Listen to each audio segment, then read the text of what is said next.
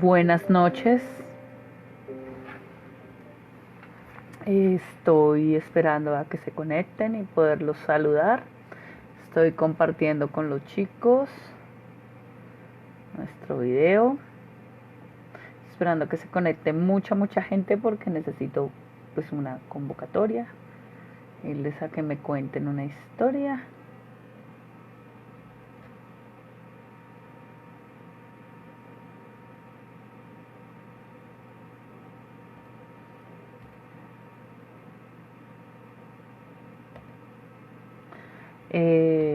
¿Cómo están?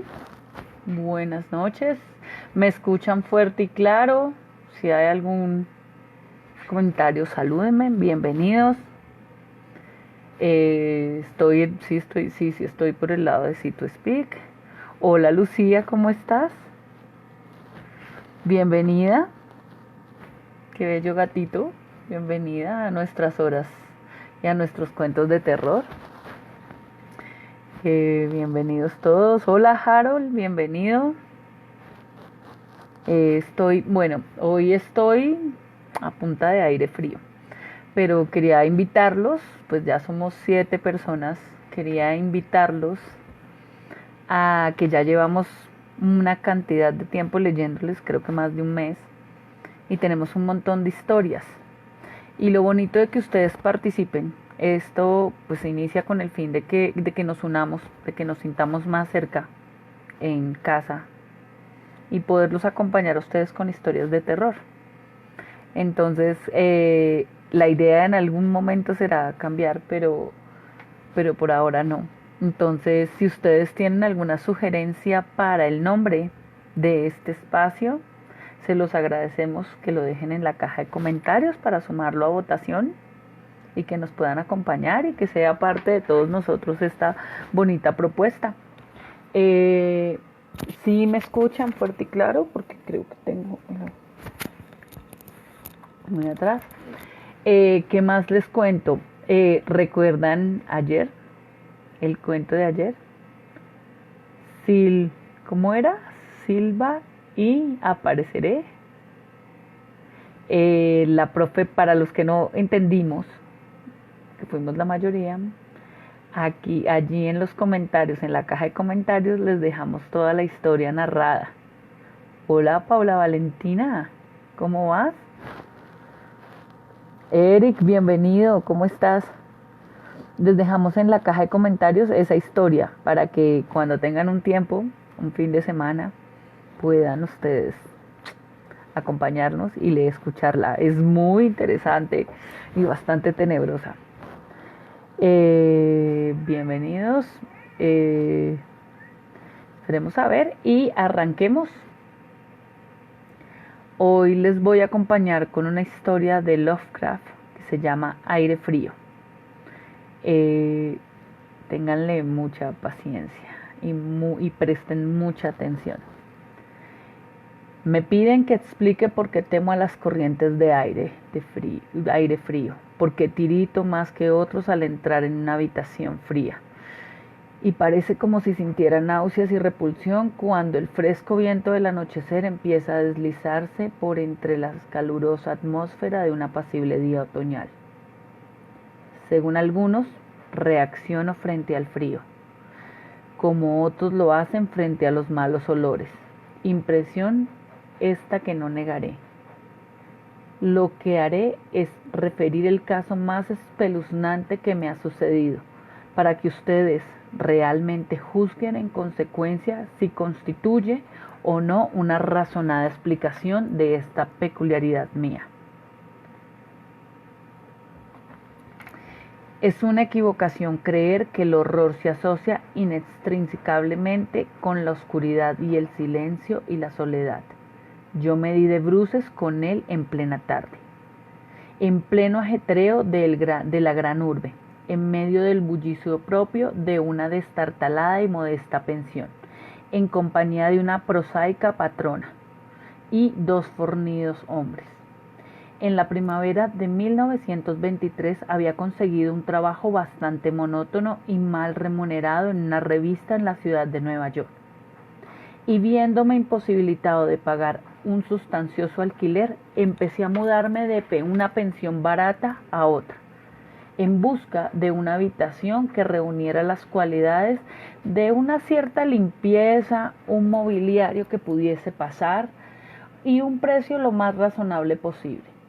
Pronto comprobé que no quedaba más remedio que elegir entre las soluciones malas, pero tras algún tiempo recalé en una casa situada en la calle 14, oeste, que me desagradó bastante menos que otras en las que ya me había alojado hasta entonces.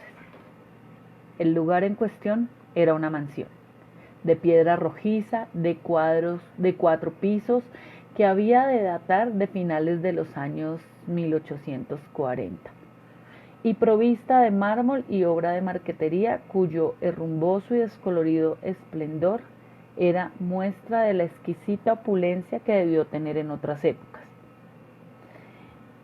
Las habitaciones eran amplias, de techo alto, empapeladas con el peor y ridículo gusto, adornadas con artesonado de escayola.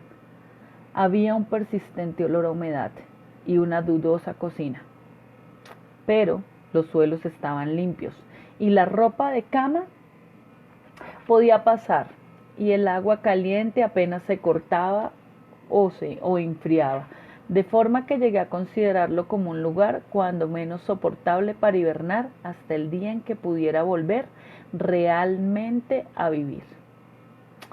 La patrona, una desaliñada y casi barbuda mujer española, de apellido Herrero, no me importunaba con habladurías, ni se quejaba cuando dejaba encendida la luz hasta altas horas de la noche en el vestíbulo de mi tercer piso. Y mis compañeros de pensión eran tan pacíficos y poco comunicativos como desearía. Tipos toscos, españoles en su mayoría, apenas con el menor grado de educación. Solo el estrépito de los coches que circulaban por la calle constituía realmente una auténtica molestia. Llevaría allí unas 3 semanas cuando se produjo el primer extraño incidente. Una noche, a eso de las 8 de la noche, oí como si cayeran gotas en el suelo y de repente advertí que llevaba un rato respirando el olor acre característico del amoníaco. Tras echar una mirada a mi alrededor, vi que el techo estaba húmedo y goteaba. La humedad procedía, al parecer, de un ángulo de la fachada que daba a la calle. Deseoso realmente que la cortaran en su origen, me dirigí apresuradamente a la planta baja a decírselo a la patrona, quien me aseguró que el problema se solucionaría de inmediato. El doctor Muñoz, dijo en voz alta, mientras corría escaleras arriba delante de mí, ha debido derramar algún producto químico. Está demasiado enfermo para cuidar de sí mismo. Cada día que pasa está más enfermo, pero no quiere que nadie lo atienda. Tiene una enfermedad muy extraña. Todo el día se la pasa tomando baños de un olor lo más de raro, y no puede excitarse ni acalorarse. Él mismo se hace la limpieza. Su pequeña habitación está llena de botellas y de máquinas que no ejerce de médico, pero en otros tiempos fue fabuloso. Mi padre oyó hablar de él en Barcelona, y no hace mucho le curó al fontanero un brazo que se había herido en un accidente. Pero jamás sale. Todo lo más se le ve de vez en cuando en la terraza. Y mi hijo Esteban le lleva a la habitación la comida, la ropa limpia, las medicinas y los preparados químicos. Dios mío, hay que ver la sal de amoníaco que gasta ese hombre para estar siempre fresco. La señora Herrero, desapareció por el hueco de la escalera en dirección al 4º piso, y yo volví a mi habitación. El amoníaco dejó de gotear, y mientras recogía el que se había vertido y abría la ventana para que entrase aire, oí arriba los macilentos pasos de la patrona. Nunca había oído hablar al doctor Muñoz, a excepción de ciertos sonidos que parecían más bien propios de un motor de gasolina.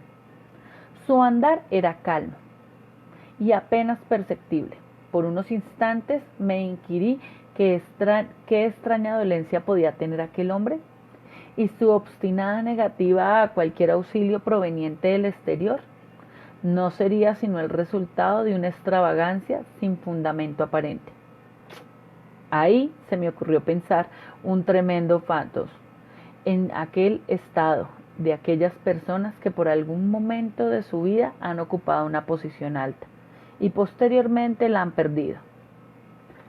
Tal vez no hubiera nunca conocido al doctor Muñoz, de no haber sido por el ataque al corazón que de repente sufrí una mañana mientras escribía en mi habitación. Los médicos me habían advertido del peligro que corría si me sobrevenían tales accesos, y sabía que no había tiempo que perder. Así pues, recordando lo que la patrona había dicho acerca de los cuidados prestados por aquel enfermo al obrero herido, me arrastré como pude hasta el piso superior y llamé débilmente a la puerta justo encima de la mía. Mis golpes fueron contestados. Un buen inglés por una extraña voz situada a cierta distancia a la derecha de la puerta, que preguntó cuál era mi nombre y el objeto de mi visita. Aclarados ambos puntos, se abrió la puerta contigua a la que yo había llamado.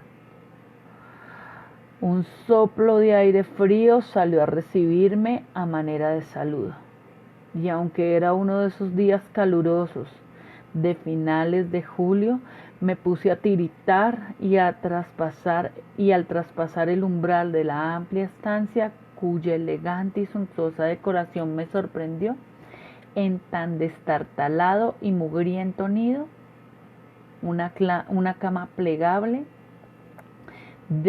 desempeñaba ahora su diurno papel de sofá, y los muebles de caoba, lujosas cortinas, antiguos cuadros y añejas estanterías hacían pensar más en el estudio de un señor de buena crianza que en la habitación de una casa de huéspedes.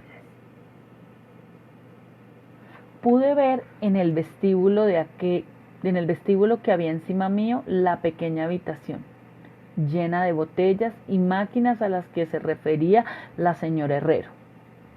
No era sino el laboratorio del doctor, y que la principal habitación era espaciosa pieza continua a este, cuyos confortables nichos y amplio cuarto de baño le permitían ocultar todos los aparadores y engorrosos ingenios utilitarios. El doctor Muñoz, no cabía duda, era todo un caballero culto y refinado. La figura que tenía ante mí era de estatura baja, pero extraordinariamente bien proporcionada, y llevaba un traje tanto formal de excelente corte. Una cara de nobles facciones, de expresiones firmes, aunque no arrogante, adornada por una recortada barba de color gris metálico y unos anticuados quevedos que protegían unos oscuros y grandes ojos coronando una nariz aguileña, conferían un toque moruno a una fisonomía por lo más predominante celtibérica. El abundante y bien cortado pelo era prueba de las puntuales visitas al barbero. Estaba partido con gracia por una raya encima de su respetable frente, y su aspecto general sugería una inteligencia fuera de lo corriente y una crianza de educación excelente. No obstante, al doctor Muñoz en medio de aquel chorro de aire frío, al ver al doctor Muñoz en medio de aquel chorro de aire frío, experimenté una repugnancia que nada de su aspecto parecía justificar. Solo la palidez de su tez y la extrema frialdad de su tacto podría haberme proporcionado un fundamento físico para semejante sensación. E incluso ambos defectos eran excusables, habida cuenta de la enfermedad que padecía aquel hombre. Mi desagradable impresión pudo también deberse a aquel extraño frío, pues no tenía nada de normal que en un día tan caluroso, y lo anormal suscita siempre aversión, desconfianza y miedo. Pero realmente la repugnancia se dio pronto al paso a la admiración, pues las extraordinarias dotes de aquel singular médico se pusieron al punto de manifiesto a pesar de aquellas heladas y temblorosas manos por las que parecía no circular sangre. Le bastó una mirada para saber lo que pasaba, siendo sus auxilios de una destreza magistral. Al tiempo me tranquilizaba con una voz finamente modulada, aunque extrañamente hueca y carente de todo timbre, diciéndome que él era el más implacable enemigo de la muerte, y que se había gastado toda su fortuna personal y perdido a todos sus amigos por dedicarse toda su vida a extraños experimentos para hallar la forma de detener y extirpar la muerte. Algo benevolente fanatismo parecía advertirse en aquel hombre, mientras seguía hablando en un tono casi locuaz, al tiempo que me auscultaba el pecho y mezclaba las drogas que había escogido de una pequeña habitación destinada al laboratorio, hasta conseguir las dosis debidas. Evidentemente, la compañía de un hombre educado debió parecerle una rara novedad en aquel miserable antro.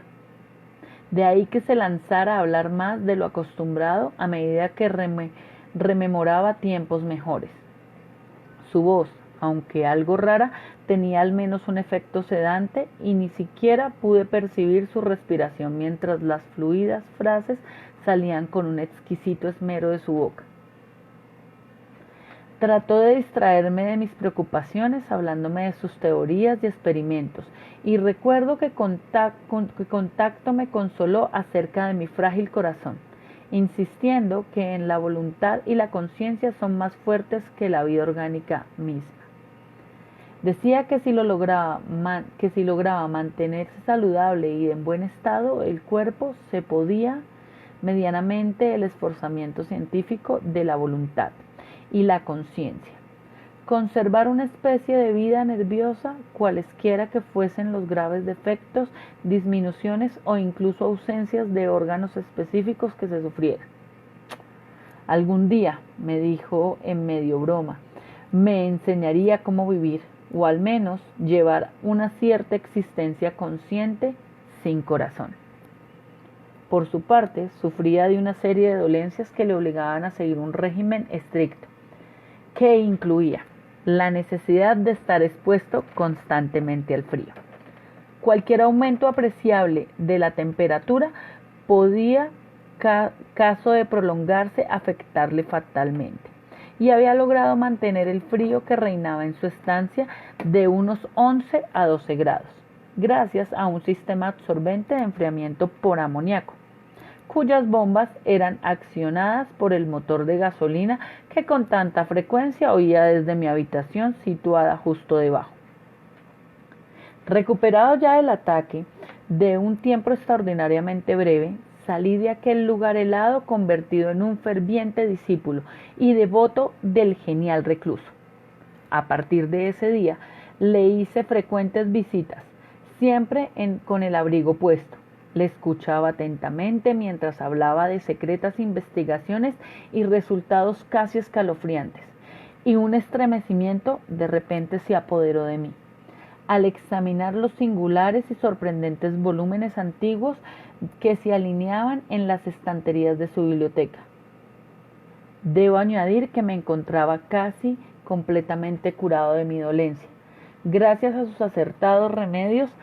Al parecer el doctor Muñoz no desdeñaba los conjuros de los medievalistas, pues creía que aquellas fórmulas crípticas contenían raros estímulos psicológicos que bien podían tener efectos indecibles sobre la sustancia de un sistema nervioso en el que ya no medieran pulsaciones orgánicas. Me impresionó grandemente lo que me contó el anciano doctor Torres, de Valencia, con quien realizó sus primeros experimentos y que le atendió a él en el curso de la grave enfermedad que padeció durante 18 años atrás, y de la que procedían sus actuales trastornos. Al poco tiempo de salvar a su colega, el anciano médico sucumbió, víctima de la gran tensión nerviosa que se vio sometido, pues el doctor Muñoz me susurró claramente al oído, aunque no con detalle, que los métodos de curación empleados habían sido de todo punto excepcionalmente con terapéuticas que no serían seguramente del agrado de los galenos, de cuyo tradicional y conservador enseñanza. A medida que transcurrían las semanas, observé con dolor que el aspecto físico de mi amigo iba desmejorándose, lenta pero irreversiblemente, tal como me había dicho la señora Herrero. Se intensificó el lívido aspecto de su semblante, su voz se hizo más hueca e indistinta. Sus movimientos musculares perdían coordinación día tras día y su cerebro y voluntad desplegaban menos flexibilidad e iniciativa. El doctor Muñoz parecía darse perfecta cuenta de tan lamentable empeoramiento, y poco a poco su expresión y conversación fueron adquiriendo un matiz de horrible ironía, que me hizo recobrar algo de indefinida repugnancia que experimenté al conocerle. El doctor Muñoz adquirió con el tiempo extraños caprichos, aficionándose a las especies exóticas, al incienso egipcio, hasta el punto de que su habitación se impregnó de un dolor semejante al de la tumba de un faraón enterrado en el Valle de los Reyes. Al mismo tiempo, su necesidad de aire frío fue aumentando, y con mi ayuda amplió los conductos de amoníaco que en su habitación se transformó en bombas y en sistemas de alimentación, de una máquina de refrigeración, hasta lograr que la temperatura descendiera a un punto entre 1 y 4 grados, y finalmente incluso a 2 bajos grados cero. El cuarto de baño y el laboratorio conservaban una temperatura algo más alta, a fin de que el agua no se helara y pudiera darse los procesos químicos. El huésped que habitaba la habitación contigua se quejó del aire glacial que se filtraba a través de la puerta de comunicación. Así que tuve que ayudar al doctor a poner unos tupidos cortinajes para solucionar el problema. Una especie de creciente horror desmedido y morboso pareció apoderarse de él. No cesaba de hablar de la muerte, pero estallaba en sordas risas cuando en el curso de la conversación se aludía a la suma delicadeza a costas como los preparativos del entierro o los funerales. Con el tiempo, el doctor acabó convirtiéndose en una desconcertante y hasta desagradable compañía, pero en mi gratitud por haberme curado no podía abandonarle en manos de los extraños que le rodeaban, así que tuve buen cuidado de limpiar su habitación y atenderle en sus necesidades cotidianas. Embutido en un grueso gabán que me compré especialmente para tal fin. Asimismo, le hacía el grueso de sus compras, aunque no salía de mi estupor ante algunos de los artículos que me encargaba para comprar en las farmacias y almacenes de productos químicos. Una creciente e indefinible atmósfera de pánico parecía desprenderse de su estancia. La casa entera, como ya he dicho, despedía un olor a humedad, pero el olor de las habitaciones del doctor Muñoz era aún peor. Y no obstante las especias, el incienso, el lacre, el perfume de los productos químicos y ahora los incesantes baños que insistía en tomar sin ayuda alguna, comprendí que aquel olor debía guardar relación con su enfermedad, y me estremecí al pensar cuál podría ser. La señora Herrero se santiguaba cada vez que se cruzaba con él, y finalmente lo abandonó por entero en mis manos, no dejando siquiera que su hijo Esteban siguiese haciéndole los recados. Cuando yo le sugería la conveniencia de avisar a otro médico, el paciente montaba en el máximo estado de cólera y parecía atreverse a alcanzar. Temía sin duda en el efecto físico de una violenta emoción, pero su voluntad y coraje crecían en lugar de menguar, negándose a meterse en la cama. La lasitud de los primeros días de su enfermedad dio paso a un retorno de su vehemente ánimo, hasta el punto que parecía desafiar a gritos al demonio de la muerte, aun cuando corriese el riesgo de que el tradicional enemigo se apoderase de él. Dejó prácticamente de comer, algo que curiosamente siempre dio la impresión de ser una formalidad en él. y solo la energía mental que le restaba parecía librarse del colapso definitivo. Adquirió la costumbre de escribir largos documentos, que sellaba con cuidado y llenaba de instrucciones para que a su muerte los remitiera yo a sus destinatarios. Estos eran la mayoría de las Indias occidentales, pero entre ellos se encontraba un médico francés, famoso en otro tiempo, y al que ahora se daba por muerto, y del que se decían cosas más increíbles. Pero lo que hice en realidad fue quemar todos los documentos antes de enviarlos o abrirlos. El aspecto y la voz del doctor Muñoz se volvieron absolutamente espantosos y su presencia casi era insoportable. Un día de septiembre, una inesperada mirada suscitó una crisis epiléptica en un hombre que había venido a reparar la lámpara eléctrica de su mesa de trabajo. Ataque del que se recuperó gracias a las indicaciones del doctor mientras se mantenía lejos de su vista. Aquel hombre, harto sorprendentemente, había vivido los horrores de esa gran guerra sin sufrir tamaña sensación de terror. Un día, a mediados de octubre, sobrevino el horror de los horrores de forma pasmosamente repentina. Una noche, a eso de las 11 de la noche, se rompió la bomba de la máquina de refrigeración, por lo que pasadas 3 horas resultó imposible mantener el proceso de enfriamiento del amoníaco. El doctor Muñoz me avisó dando golpes en el suelo, y yo hice lo imposible por reparar la avería, mientras mi vecino no cesaba de lanzar imprecaciones con una voz tan exánime y espeluznantemente hueca que excede toda posible descripción. Mis esfuerzos de aficionado empeoraron o resultaron inútiles, y cuando al cabo de un rato me presenté con un mecánico de un garaje nocturno cercano, comprobamos que nada podía hacerse hasta la mañana siguiente, pues hacía falta un nuevo pistón. De repente, la rabia y el pánico del moribundo ermitaño adquirieron proporciones grotescas, dando la impresión de que fuera a quebrarse de lo que quedaba de su debilitado estado físico. Hasta que en un momento dado un espasmo le obligó a llevarse las manos a los ojos y precipitarse hacia el cuarto de baño. Salió de allí a tientas con el rostro fuertemente vendado, y ya nunca más volví a ver sus ojos. El frío reinante en la estancia empezó a disminuir de forma harto apreciable, y a esto de las 5 de la mañana el doctor se retiró al cuarto de baño, al tiempo que me encargaba que le procurase todo el hielo que pudiera conseguir en las tiendas y cafeterías abiertas durante la noche. Cada vez que regresaba de algunas de mis desalentadoras correrías, dejaba el botín delante de la puerta cerrada del baño. Podía oír un incansable chapoteo dentro y una voz ronca que gritaba ¡más, más, más! Finalmente amaneció, un caluroso día, y las tiendas fueron abriendo una tras otra. Le pedí a Esteban que me ayudara en búsqueda de hielo, mientras yo me encargaba de conseguir el pistón. Pero siguiendo las órdenes de su madre, el muchacho se negó rotundamente.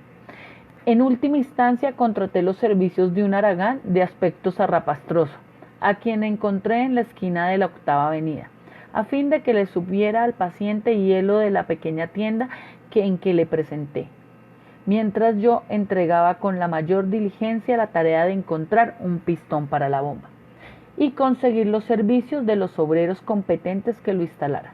La tarea parecía interminable. Casi llegué a montar tan en cólera como mi ermitaño vecino al ver cómo transcurrían las horas yendo de un lado a otro, de acá para allá, sin aliento y sin ingerir alimento alguno. Tras mucho telefonear en vano e ir de un lado al otro, en metro o en automóvil, serían las 12 cuando, muy lejos del centro, encontré un almacén de repuestos donde tenían lo que buscaba. Y aproximadamente hora y media después llegaba a la pensión con el instrumental necesario y 2 fornidos y avesados mecánicos. Realmente había hecho todo lo que estaba en mi mano y solo quedaba esperar que llegase a tiempo. Sin embargo, un indecible terror me había precedido. La casa estaba totalmente alborotada y por encima del incesante parloteo de las atemorizadas voces pude oír a un hombre que rezaba con tan profunda voz de abajo.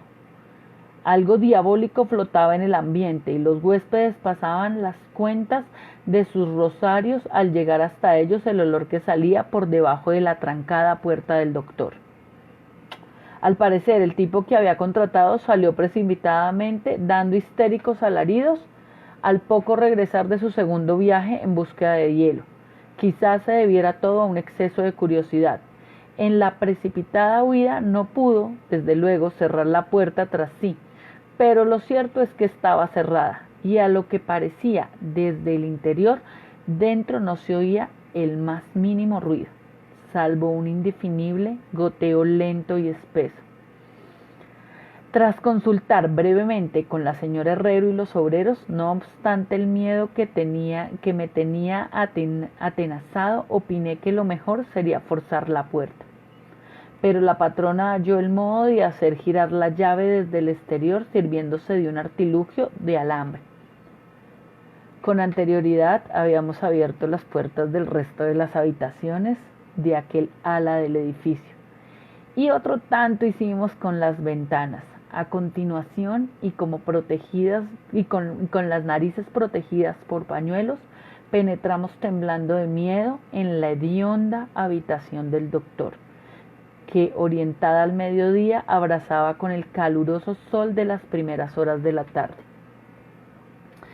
Una especie de rastro oscuro y viscoso llevaba desde su puerta abierta del cuarto de baño a la puerta del vestíbulo, y desde ahí al escritorio, donde se habían formado un horrible charco.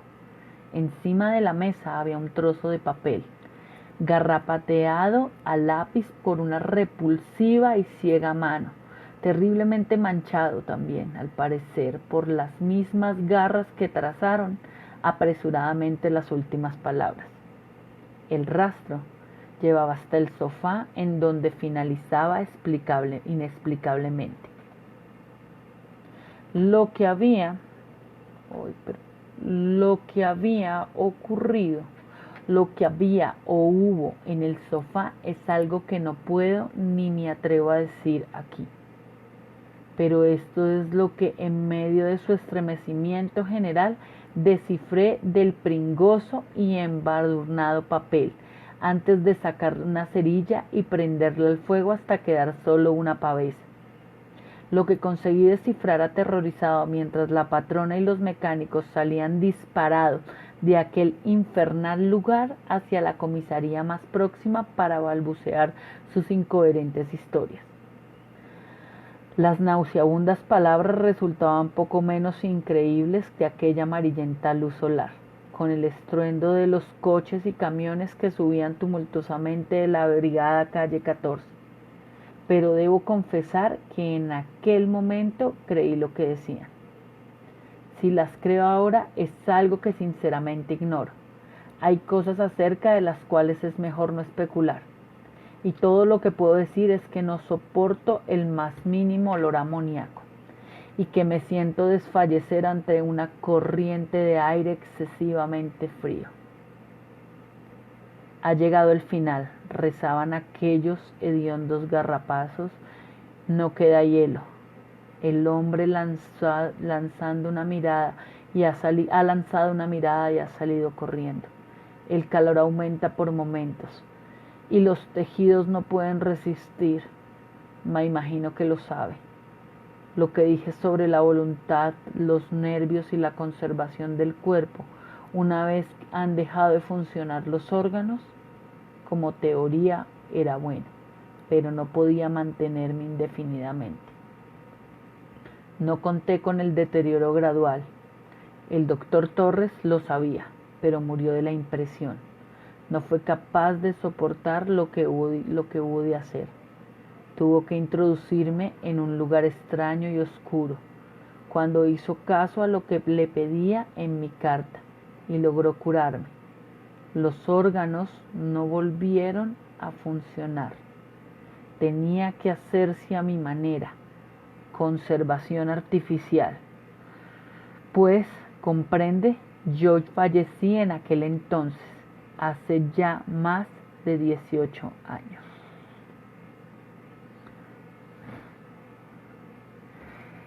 Ese es Aire Frío de Lovecraft. Muchas gracias por acompañarnos en esta historia. Espero que les haya gustado y pues queda la propuesta del nombre, de que vean el video y que tengan una bonita noche. Recuerden, aire frío.